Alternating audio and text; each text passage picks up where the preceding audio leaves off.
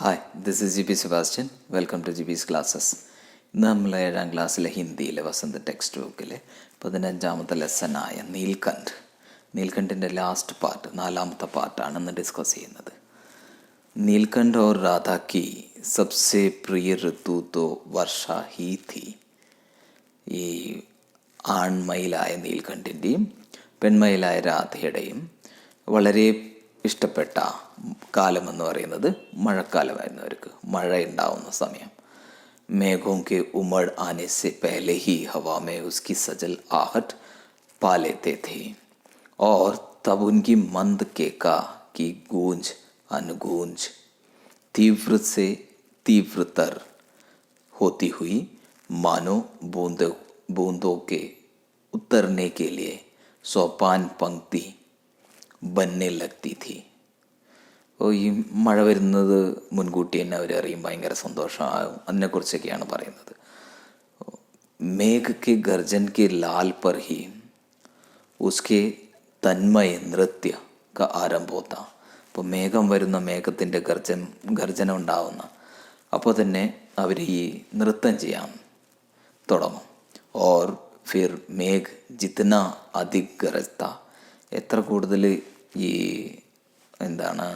ഇടിമിന്നലൊക്കെ വരുന്നു, അല്ലെങ്കിൽ ഇടിമുഴക്കം, അതുപോലെ തന്നെ ബിജ്ലി ജിത്ന അധിക് ചമക്തി, ലൈറ്റ്നിങ് ഒക്കെ ഉണ്ടാകുമ്പോൾ എത്ര അധികം ലൈറ്റ്നിങ് ഉണ്ടാകുന്നു അത്രത്തോളം. ബൂന്തോക്കി റിം ചിമാഹട്ട്, ബൂന്തെന്ന് പറഞ്ഞു കഴിഞ്ഞാൽ മഴ പെയ്യുന്ന ആ ഒരു ഇത്. ജിത്തിനി തീവ്ര ഹൊത്തി ജാത്തി, എത്ര കൂടുതലായി വരുന്നോ, എത്രയും മഴ കൂടുന്നോ, നീൽക്കണ്ഠ് കെ നൃത്യ കാ വേഗ് ഭി ഉത്തന ഹി അധിക് ബഡ്താ ജാത്താ ഹെ. നീൽക്കണ്ഠിൻ്റെ നൃത്തം ചെയ്യുന്നതിൻ്റെ സ്പീഡും അതുപോലെ കൂടിക്കൊണ്ടിരിക്കുമെന്നാണ് പറയുന്നത്. ഉസ്കി കേക്ക കാ സ്വർ ഉത്തന ഹി മദ്ര സെ മദ്ര തർ ഹോത്ത ജാത്ത, അവൻ്റെ തൊണ്ടയിൽ നിന്ന് വരുന്ന സൗണ്ട് എന്ന് പറയുന്നത് അതും വളരെ മധുരമായി മാറും. वर्षा के धम जाने पर वह दाहिने पंजे पर दाहिना पंख, दाहिने पंजे पर दाहिने पंख और बाएं पर बाएं पंख फैलाकर सुखाता. അപ്പോൾ വലത്ത് കാല് അതിൽ വലത്ത് സൈഡിലെ ചിറകും ഇടത്ത് കയ്യിലെ ഇടത്തെ ചിറകൊക്കെ എടുത്തുകൊണ്ട് അത് ഇങ്ങനെ ഉണക്കും മഴ കഴിഞ്ഞ് കഴിയുമ്പോൾ. कभी कभी वे दोनों एक दूसरे के पंख से टपकने वाले बूंदों को चोंच से पी कर पंखों का गीलापन दूर करते रहते. അപ്പോൾ അവർ രണ്ടുപേരും അന്യോന്യം ഓരോരുത്തരുടെ ഈ ചിറകിൽ നിന്ന് വരുന്ന ഒറ്റി വീഴുന്ന വെള്ളത്തുള്ളികൾ കുടിച്ചു, അല്ലെങ്കിൽ വലിച്ച് കുടിച്ച്, അങ്ങനെ രണ്ടുപേരും അങ്ങോട്ടും ഇങ്ങോട്ടും ഉണക്കും. ഇസ് आनंदोत्सव की रागनी में बेमेल स्वर कैसे बज उठा, यह भी एक करुण कथा है. അപ്പോൾ ഇവരുടെ ഈ നല്ല ഒരു സ്നേഹം നിറഞ്ഞ ഈ ജീവിതത്തിൽ ഒരു വ്യത്യാസം, ഒരു അപസ്വരം ഇതിൻ്റെ ഉള്ളിൽ വന്നു. അതും ഒരു കരുണയുടെ തന്നെ ഒരു കഥയാണ്. നമുക്കതെന്താന്ന് നോക്കാം. एक दिन मुझे किसी कार्य से न खा सकोने से निकलना पड़ा और बड़े मियाँ ने पहले के समान कार को रोक लिया. അപ്പോൾ ഒരു ദിവസം എനിക്ക് പുറത്തിറങ്ങി പോകണമായിരുന്നു. ആ ബഡേമിയ അവിടെ നിന്നാണ് ഈ ചെറിയ 2 മയിൽക്കുട്ടികളെ നേരത്തെ കൊണ്ടുവന്നത്. അതിലൊന്നാണ് ഈ നീൽക്കണ്ഠും പിന്നെ രാധയും. അപ്പോൾ ആ വഴി പോയപ്പോൾ ബഡേമിയ, ആ മയിൽ കുഞ്ഞുങ്ങളെ കൊടുത്ത അയാൾ, ആ കടക്കാരൻ, ആ പക്ഷി വിൽപ്പനക്കാരൻ ഇവരുടെ കാറ് നിർത്തിച്ചു. ഇസ് ബാർ കിസി പിഞ്ചടേക്ക് ഓർ നഹി ദിഖാവുങ്കി. അപ്പോൾ ഇപ്രാവശ്യം പക്ഷി അങ്ങനെയുള്ള ആ കൂടൊന്നും ഞാൻ കാണിക്കുന്നില്ല. ये संकल्प करके मैंने बड़े मियाँ की विरल दाढ़ी और सफ़ेद डोरे से कान में बंदी ऐनक को ही अपने ध्यान का കേന്ദ്ര बनाया. അപ്പോൾ ഈ ലേഖിക ഇപ്രാവശ്യം വിചാരിച്ചു, ഞാൻ ഒരു പക്ഷിയുടെ കൂടും ഞാൻ നോക്കില്ല, അത് നോക്കിക്കഴിഞ്ഞാൽ പിന്നെ വാങ്ങിക്കും, അതുകൊണ്ട് ഞാൻ അതും നോക്കില്ല. ഞാൻ അയാളുടെ എന്താണ് കണ്ണടയോ അതായത് മറ്റുള്ള എവിടേക്കും അറ്റൻഷൻ അല്ലെങ്കിൽ ശ്രദ്ധ പോവാതിരിക്കാനായിട്ട് അങ്ങനെ അത് മാത്രം നോക്കുള്ളൂ. पर बड़े मियाँ के पैरों के पास जो मोरनी पड़ी थी. പക്ഷേ ഈ ബഡമിയയുടെ കാലിൻ്റെ ചുവട്ടിൽ ഒരു മോർണി, ഒരു പെൺമയിൽ കിടക്കുന്നുണ്ടായിരുന്നു. ഉസെ അൻദേഖ കർണ കഠിൻത, അതിനെ കാണാതെ പോകുന്നത് കാണാതെ അൻദേഖ എന്ന് പറഞ്ഞു കഴിഞ്ഞാൽ കണ്ടില്ലെന്ന് നടിക്കുന്നത് കഠിനമായിരുന്നു. മോർണി രാധാക്ക് സമാൻ ഹി ഥി, രാധയെ പോലെ തന്നെയുള്ള വേറൊരു പെൺമയിലായിരുന്നു അവിടെ കിടക്കുന്നുണ്ടായിരുന്നത്.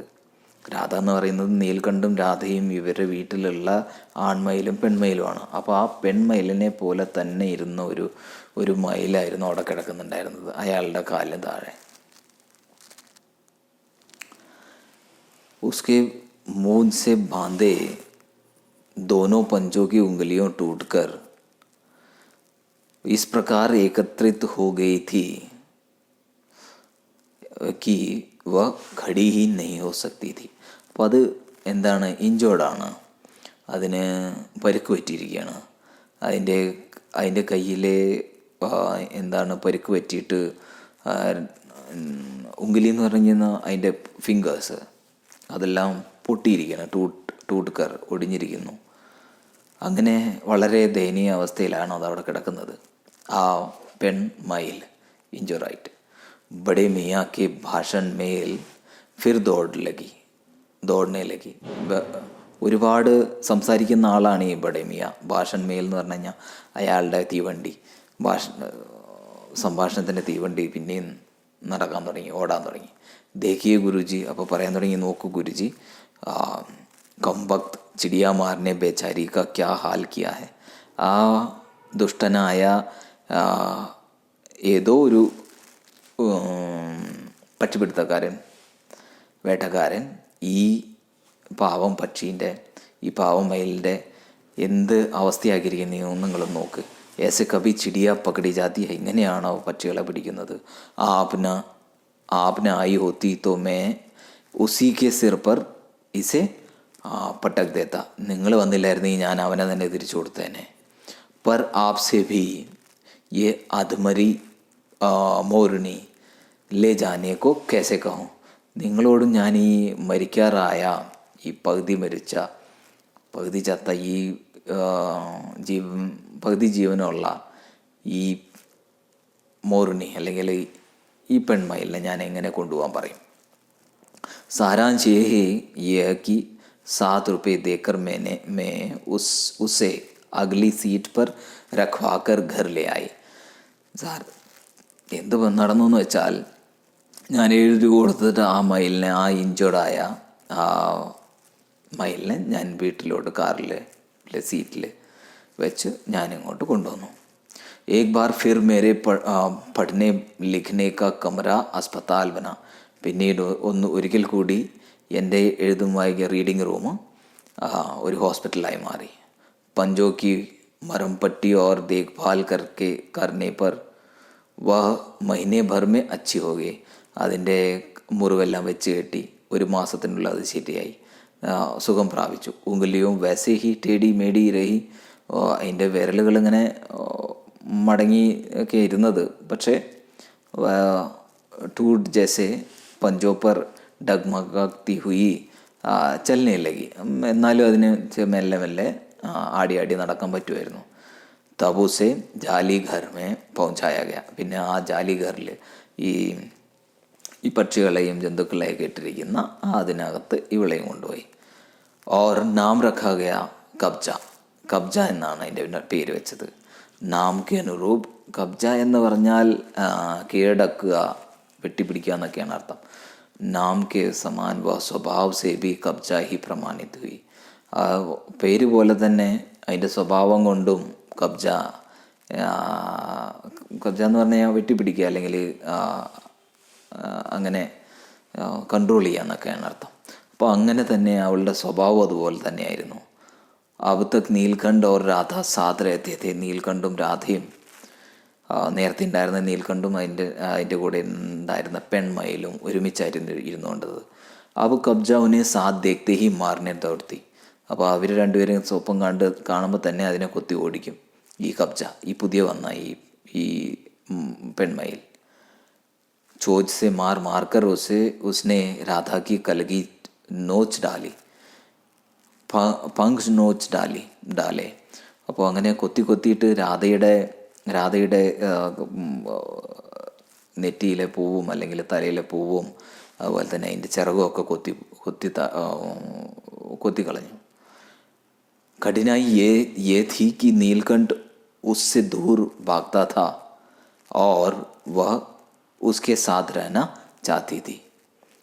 ना किसी जीव जंतु से उसकी मित्रता थी, ना किसी को नीलकंठ से के समीप आने देना चाहती थी. അപ്പോൾ ഈ കബ്ജ ഈ നീൽകണ്ഠിൻ്റെ കൂടെ ഇരിക്കണം അതിന്. അപ്പോൾ അതുകൊണ്ട് അതിൻ്റെ അടുത്ത് ഏതൊക്കെ ജന്തുക്കൾ വരുന്നുണ്ടോ അതിനെല്ലാം ഓടിക്കുമായിരുന്നു. നീൽകണ്ഠ് സ്വയം അവൾ ഈ കബ്ജയിൽ നിന്ന് അകന്ന് മാറി നിൽക്കുമായിരുന്നു. പിന്നെന്ത് പറ്റി? ഉസി ബീച്ച് രാധാനെ ദോ അണ്ടേ ദിയെ. രാധ രണ്ട് മുട്ടയിട്ടു. ജിൻകോ പങ്ക് മേ ചിപ്പായെ ബാറ്റി രഹത്തി തി. എന്നിട്ട് ചിറക് കൊണ്ട് ഒളിപ്പിച്ചിരിക്കുമായിരുന്നു ഈ രാധ. പതാ ചലത്തെ ഹി കബ്ജാനെ ചോച്ച് മാർ കർ രാധ കോ ढकेल दिया और फिर अंडे फोड़कर ठूस जैसे पैरों से सब और ചിത്രാ ദിയെ. അപ്പോൾ എന്തു പറ്റി? ഇവൾക്ക് കബ്ജയ്ക്ക് മനസ്സിലായി. കബ്ജ അതിനെ കൊത്തി ഓടിച്ചു. എന്നിട്ട് മാറ്റിയിട്ട് ഇതിനെയും അണ്ടെന്ന് പറഞ്ഞു കഴിഞ്ഞാൽ മുട്ടയും അവർ പൊട്ടിച്ചു കളഞ്ഞു. ഈ കബ്ജ പൊട്ടിച്ചു കളഞ്ഞു. ഇസ് കല കോലാഹൽ സെ और उससे भी अधिक राधा की दूरी से बेचारा नीलकंठ की प्रसन्नता का अंत हो गया. അപ്പോൾ ഇങ്ങനെ ഈ കലഹവും കോലാഹലവും ഒക്കെ ആയിട്ട് അതുപോലെ തന്നെ രാധയെ നീൽകണ്ഠിൻ്റെ അടുത്ത് വരാൻ സമ്മതിക്കുന്നില്ല. അപ്പോൾ നീൽകണ്ഠിൻ്റെ പ്രസന്നതയൊക്കെ അവസാനിച്ചു. കई बार वह जाली के घर से निकल भागा. പല പ്രാവശ്യവും ഈ നീൽകണ്ഠ് അവൻ്റെ വലയുടെ കൂട്ടിനുള്ളിൽ നിന്നും പുറത്തിറങ്ങി അവർ ഓടുമായിരുന്നു. एक बार कई दिन भूखा प्यासा आम के शिखाओं में छिपा बैठा रहा. ഒരു പ്രാവശ്യം ഭക്ഷണമൊന്നും കഴിക്കാതെ അവൻ ഈ ആം കെ ശാഖവുമേ, ആം കെ ശാഖ എന്ന് പറയുന്നത് മാവിൻ്റെ കൊമ്പിൽ ഒളിച്ചിരുന്നു. ജഹാസെ ബഹുത് പുച്കാർ കർ മേനെ ഉതാര. അവനെ ഒരുപാട് വിളിച്ചിട്ടാണ് അവൻ ഇറങ്ങി വന്നത്. പിന്നെ ഒരുപാട് കഷ്ടപ്പെട്ട് അവനെ ഇറക്കി. ഏക് ബാർ മോരി ഖിഡ്കി കെ ഷെഡ് പർ ചിപ് ബേട്ട. അങ്ങനെ അവൻ പല സ്ഥലത്തും ഇങ്ങനെ ഒളിച്ചിരിക്കും. മേരാ ദാന ദേനെ ജാനെ പർ വോ സദാ കി ഭാന്തി പങ്കോ കോ മണ്ഡലാകാർ ബനാക്കർ ഖടാ ഹോ ജാത്താ താ. ഞാൻ എപ്പോൾ പോയാലും അവൻ ഈ ഡാൻസിൻ്റെ മുദ്രയൊക്കെ കാണിച്ചാൽ നിൽക്കുമായിരുന്നു. പർ ഉസ്കി ചാൽ മേ തക്കാവട്ട്. ഇപ്പോൾ അവൻ്റെ നടത്തത്തിലെല്ലാം വളരെ ക്ഷീണവും ആങ്കോമേ ഏക് ശൂന്യത്താരെത്തി. കണ്ണുകളിലൊക്കെ ശൂന്യതയും ഒക്കെ കാണാൻ പറ്റും. വളരെ നിരാശനാണ്, പ്രസന്നതയൊന്നുമില്ല. अपनी अनुभवहीनता के कारण ही मैं आशा करती रही कि थोड़े दिन बाद सब में मेल हो जाएगा. ഞാനിങ്ങനെ എനിക്ക് അധികം അനുഭവം ഇല്ലാത്തതുകൊണ്ടായിരിക്കാം ഞാൻ വിചാരിച്ചു കുറച്ച് ദിവസം കൊണ്ട് ഇതെല്ലാം ശരിയാവുമെന്ന്. अंत में 3-4 माह के अपराध एक दिन सवेरे जाकर देखा कि नीलकंठ पूछ पंख फैलाए धरती पर उसी प्रकार बैठा हुआ है. അപ്പോൾ ഞാനൊരു 3-4 മാസം നോക്കി. അത് കഴിഞ്ഞ് ഒരു ദിവസം രാവിലെ വന്ന് നോക്കിയപ്പോൾ നീൽകണ്ഠ് വാലും ചിറകൊക്കെ വിരുത്തി ഇങ്ങനെ താഴെ ഇരിക്കുകയാണ്. ഈ ഖർഗോശ് ബച്ച് പങ്കോക്ക് ചിപ്പാക്കർ बैठा था. ഖർഗോശിൻ്റെ അല്ലെങ്കിൽ മുയലിൻ്റെ കുട്ടീനെ സ്വന്തം ചിറകിൻ്റെ അടിയിൽ വെച്ച് രക്ഷിച്ച പോലെ, അല്ലെങ്കിൽ അതിനെ ഒളിപ്പിച്ച് വെച്ച് അതിന് ചൂട് കൊടുത്ത പോലെ അങ്ങനെ ഇരിക്കുന്നു. മേരെ പുക്കാറിനെ पर भी उसके ना उठने पर संदेह हुआ. ഞാൻ വിളിച്ചിട്ടും അവൻ എണീക്കാതായപ്പോൾ എനിക്കൊരു സംശയം തോന്നി. വാസ്തവമേ നീൽകണ്ഠ് മർ ഗയാ था. നീൽകണ്ഠ് മരിച്ചുപോയി. ക്യോं का उत्तर तो अब तक नहीं मिल सका है. എന്ത് പറ്റിയെന്നുള്ളതിനുള്ള ഇതുവരെ ഉത്തരം കിട്ടിയിട്ടില്ല. നാ ഉസേ കോയി ബീമാരി ഹുയി. അവനൊരു അസുഖം ഉണ്ടായിരുന്നില്ല. നാ ഉസേ രംഗ് ബിരംഗെ ഫൂലോ കെ സ്തബക് ജൈസെ ശരീർ പർ कैसे കിസി ചോട്ട് കാ ചിഹ്ന മില. അവൻ്റെ ശരീരത്തിൽ ഒരു ഇഞ്ചുറിയുടെ അല്ലെങ്കിൽ എന്തെങ്കിലും പറ്റിയതിൻ്റെ പാടമൊന്നുമില്ല. മേ अपने शाल में लपेट कर उसे संगम ले गई. എൻ്റെ ഷാളിൽ ചുരുട്ടിയിട്ട് അവനെ നദിയിൽ അവിടെ കൊണ്ടുപോയി. ജബ് ഗംഗാ കി ബീച്ച് ധാർ മേ ഉസെ പ്രവാഹിത് കിയ. ഗംഗയുടെ നടുക്കിലെ ഒഴുക്കിൽ ഞാൻ അവനെ ഒഴുക്കി വിട്ടു.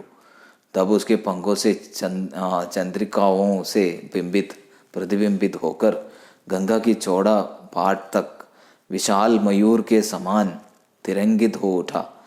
नीलकंठ के ना रहने पर राधा तो निचेष्ट सी कई दिन कोने में बैठी रही.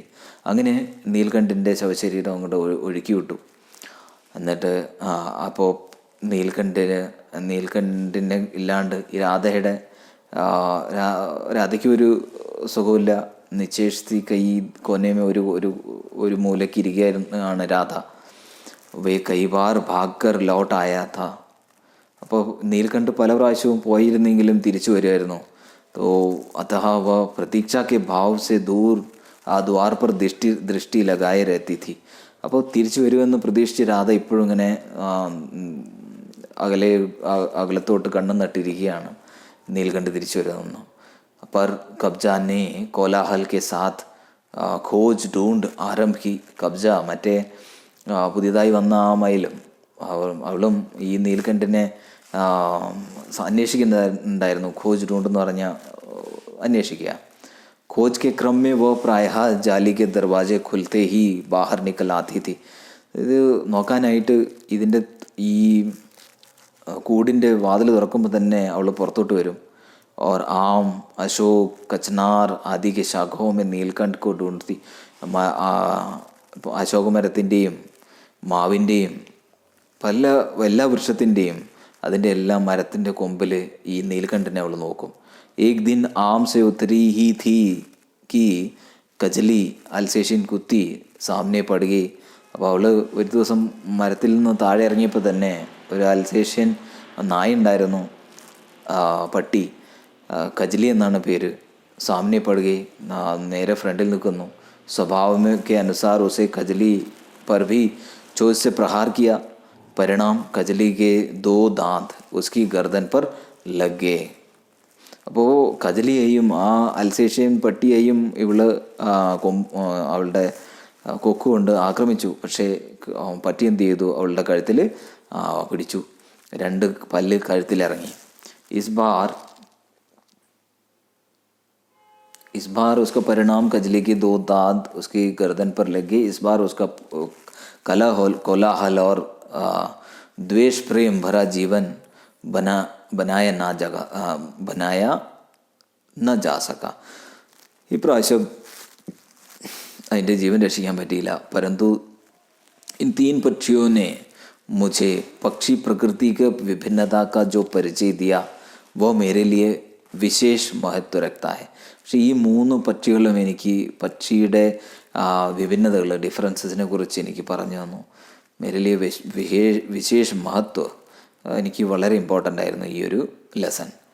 രാധ अब प्रतीक्षा में ही दुकेली है. ദുഃഖിച്ചിരിക്കുകയാണ് പ്രതീക്ഷിച്ചിട്ട്. आषाढ़ में जब आकाश में मेघाच्छन्न हो जाता है तब वह कभी ऊंचे झूले पर और कभी अशोक की डाल पर अपनी केका का तीव्रतर करके നീൽകണ്ഠ് को बुलाती रहती हैं. അപ്പോൾ ഇപ്പോഴും നീൽകണ്ഠിനെ അവളുടെ സ്വരം കൊണ്ട് ഇങ്ങനെ വിളിച്ചുകൊണ്ടിരിക്കും. പല സ്ഥലത്തും നോക്കും. പല മരത്തിൻ്റെ കൊമ്പിലൊക്കെ നോക്കും. അങ്ങനെ പ്രതീക്ഷിച്ചിരിക്കുകയാണ് ആ രാധ ഇപ്പോഴും. പക്ഷേ മറ്റേ ആ അൽസേഷ്യൻ പട്ടി മറ്റവളെ കടിച്ചു കൊന്നു. ഇപ്പോൾ രാധ മാത്രമേ ഉള്ളൂ. ഇവിടെ അവസാനിക്കുകയാണ് ഈ നീൽകണ്ഠ് എന്ന പാഠം. അപ്പോൾ മനസ്സിലായി കാണുമെന്ന് വിചാരിക്കുന്നു.